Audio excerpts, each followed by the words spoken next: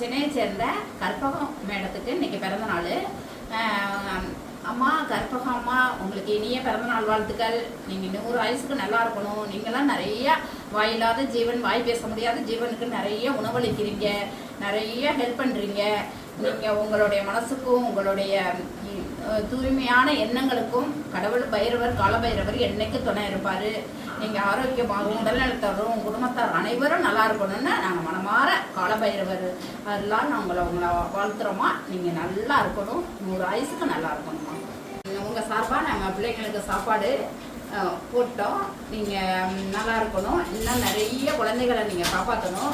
நிறைய ஜீவங்களுக்கு நீங்கள் உணவளிக்கணும்னு நம்ம கடவுள்கிட்ட வேண்டிக்கிறோமா. நீங்கள் நல்லா நீடோடி வாழணும், தீர்க்க சுமங்கலியோடு வாழணும்.